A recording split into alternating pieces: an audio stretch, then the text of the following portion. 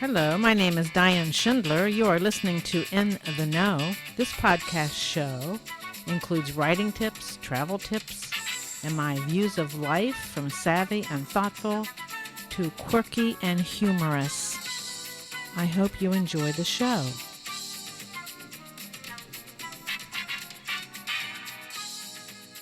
I can't wait to tell you this story. In this podcast, I'm going to bring you up to date in my recent thriller, Claim Denied.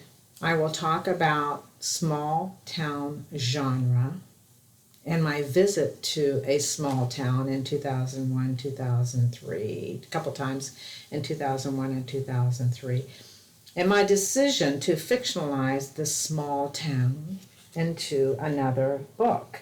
I will talk about the research I have been on about this small town and an incredible surprise.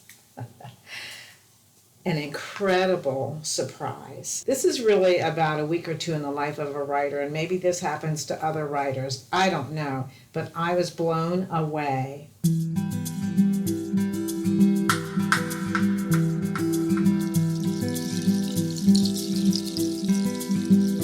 You may know I have been writing Claim Denied. It's a thriller. On September 15th, I sent it to 7 beta readers, and they have it now. But let me tell you, just give you a brief overview of this Claim Denied novel. So it goes like this. A feisty and outspoken Margot Evelyn Hart and her fiancé, the charming and wealthy activist Andrei Orlov Stefan, left Minnesota to launch a new life abroad. Their plan? He'd work for the State Department and she would teach English. Together, they'd make a difference in people's lives throughout the world, one country at a time, starting in Pristina, Kosovo. With days within their arrival in Pristina, her world crashed. Margot learned someone had killed Andy with a single gunshot to the back of his head.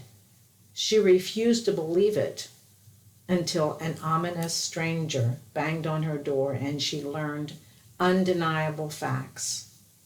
Andy was dead and she was prey. Margot knew one person in all of Kosovo, Andy's friend, Gray Valentin. She loathed the rotund and awkward know-it-all, but he was her only hope of untangling this traumatic murder. Why would anyone want to kill her beloved Andy? How had she then become the hunted? Can she decode the clues in time? And will she survive?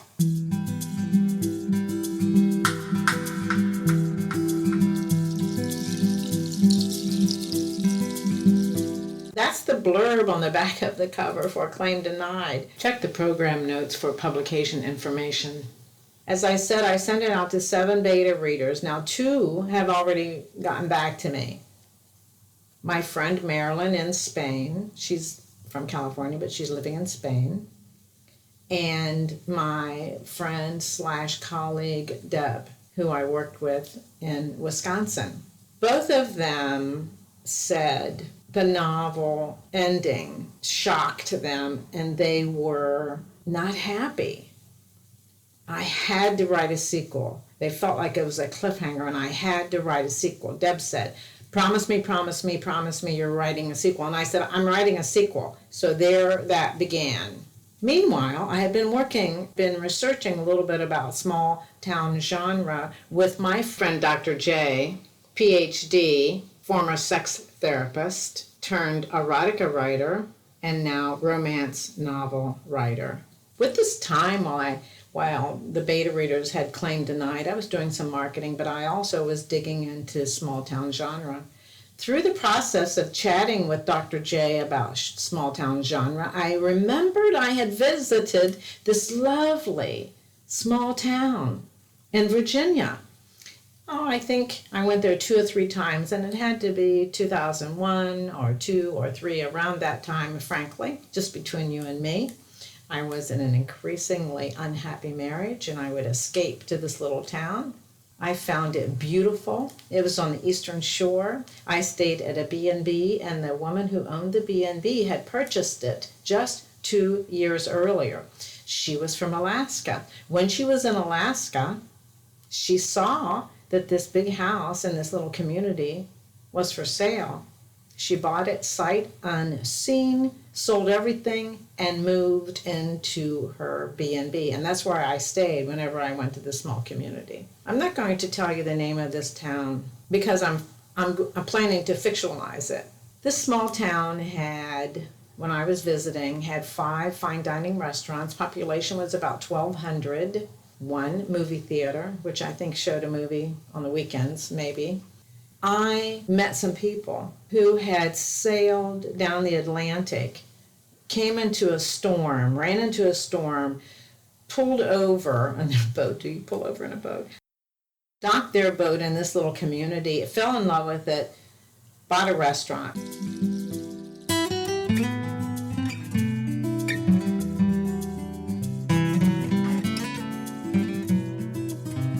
So now, in my fictional Selby, it's a small town on the eastern shore. There's a B&B owner that is from Alaska.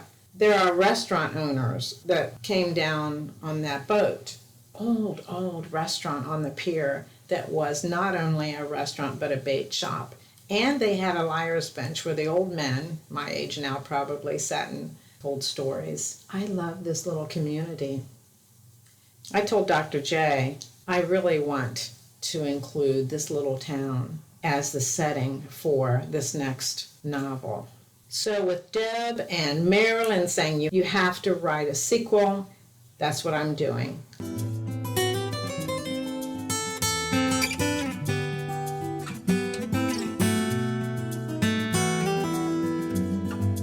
I started digging in to the history of this little community. I've decided to call it Selby. That's the fictionalized name of an actual town. And of course, this actual town will be embellished in the way in which I want it to be embellished to fit the goals of my next book. As I was digging into the history of this small town, I came across a 5-day challenge from J. Thorn. Now, J. Thorn is a prolific author. He's a podcaster. He's a StoryGrid accredited editor. And he has written a book called The 3-Story Method. He ran a 5-day workshop. It was free, at which time he required that we really write, the sort of the skeleton of a book. So that's what I did.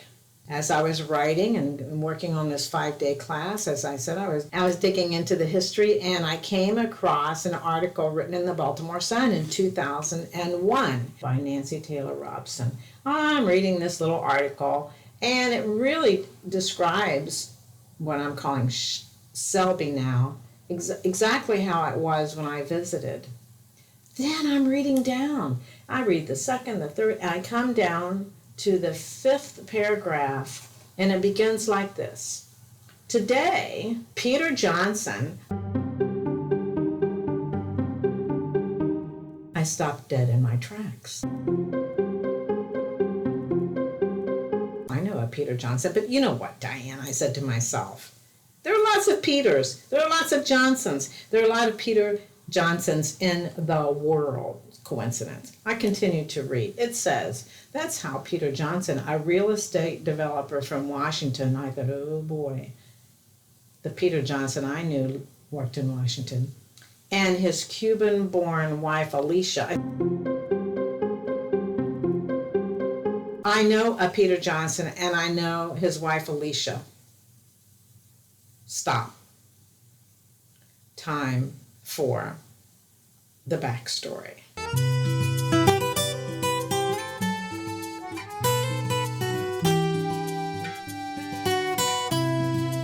I moved to Amelia Island, Florida in around 2006, started playing tennis at the Ritz-Carlton. Well, lo and behold, guess what? The Ritz-Carlton decided they were going to cover up the tennis courts. Yes, the Ritz-Carlton decided it would cover over Paradise and build a parking lot. the Joni Mitchell song, the Joni Mitchell song. So they were closing down. And then, all of us who were playing tennis were challenged. Well, what we did is have a funeral party. Our last day to play tennis at the Ritz-Carlton, we played all afternoon. And then in that evening, we had cheese and wine and potluck food. And we sat there and talked about what we were going to do. And it was a wonderful evening. We were sad. Well, up steps Peter Johnson, said, we should start our own tennis club. We can do that right here on the island. How many of you are interested? And we all said that we were interested. Well, the Craft Tennis Club was born. 100 of us were the initial founders, the initial members of this Craft Tennis Club. That's how I knew Peter Johnson. I had met his wife, Alicia. Peter Johnson and I had few conversations. All that I knew was that he worked for the government before he came to Amelia Island. But mostly we talked about tennis. We talked a little bit about politics, but mostly we talked about tennis. I think he and Alicia moved to Mexico. I think it was in 2013.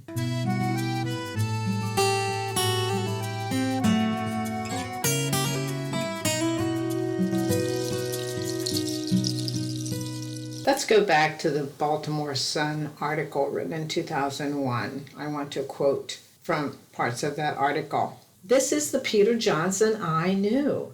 You know what happened? They were cruising on their sailboat in 1995 when a 3-day northeast storm kicked up in the lower Chesapeake Bay.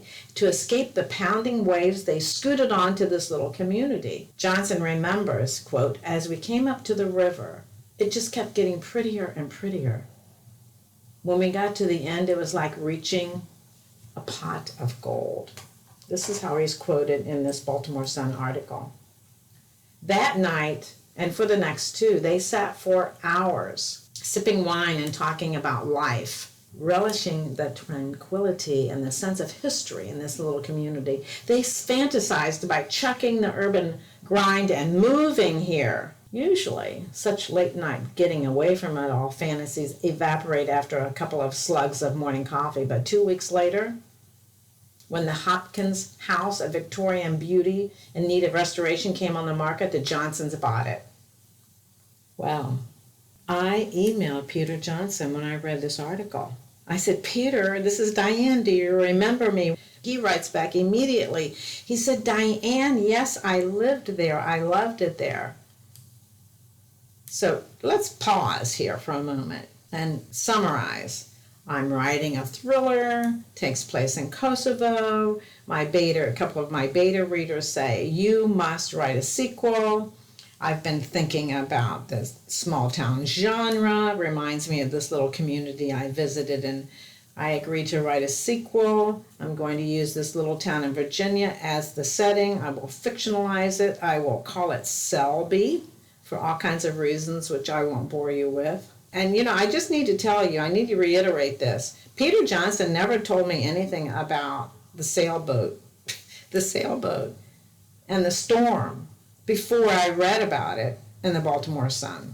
I am stammering because the level of excitement about the serendipity, the universe is saying to me, you have to write this book. You have to write this book. So what have I done? I finished J. Thorn's 5-day challenge, the 3-story method. My next novel, a sequel following Claim Denied, will be a thriller. It will take place in a small community in Selby on the eastern shore of Virginia. I have the conflict, I have the B&B owner, I have the old man Wilson in town. This is all fiction. I have the aunt who owns the art gallery and the granddaughter and the couple who own the restaurant now since they were escaping the storm. The doctor, the coroner, it's a thriller, as well as the local attorney. And I submitted all that. It's a 15-page document, the Thorn challenge of the 3-story method. that will be a pretty specific outline, including 15 obligatory scenes that are in a thriller. And I'll put that away and aside while I'll get ready for the onslaught of my beta readers telling me how much I need to improve Claim Denied.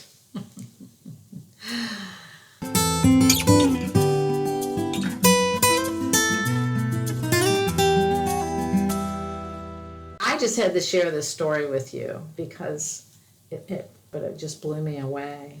The universe is telling me I have to write this novel. So, a simple day, week, month in the life of a writer. That's how I usually think of my stories. They grow out of places I've been. Claim Denied is set in Pristina, Kosovo. I was there for some time, and eight months in total. So this next novel will take place in Selby, Virginia. Thank you so much for listening to In the Know. If you would like to support the show, you can do so by subscribing and sharing it with your family and friends. You can like this episode, leave a comment, and even add a rating. Your support is very important to the success of In the Know. Thank you for listening, and see you next time.